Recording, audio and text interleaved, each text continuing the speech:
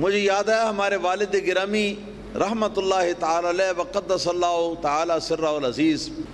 آپ کے پاس ہم دیکھتے تھے اگر کوئی آدمی آیا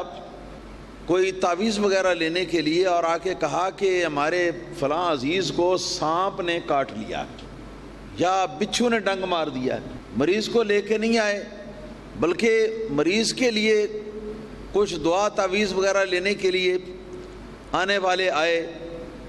تو حضور والد قبلہ قدس سر العزیز آپ یہ کرتے تھے کہ فرماتے تھے بھائی یہ پیالہ لے لو، اٹھا کے پانی کا بھر کے لاؤ، تو وہ پانی کا پیالہ بھر کے لاتا تو والد گرامی رحمۃ اللہ تعالی علیہ اس پیالے پانی کے اوپر آپ پڑھ کر تو دم فرماتے، اور دم فرما کر آپ فرماتے کہ لو تم اس کو پی لو۔ وہ کہتا کہ حضور مجھے نہیں سانپ نے ڈسا،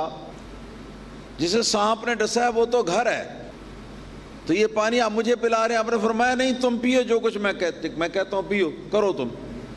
تو وہ پی لیتا، اور اس کے بعد والد صاحب قبلہ فرماتے کہ جاؤ جو آپ کے گھر میں مریض ہے سانپ کا ڈسا ہوا اس کو آرام ہو جائے گا، اور وہ گھر پہنچتا تو سانپ کا سارا زہر ختم ہو چکا ہوتا۔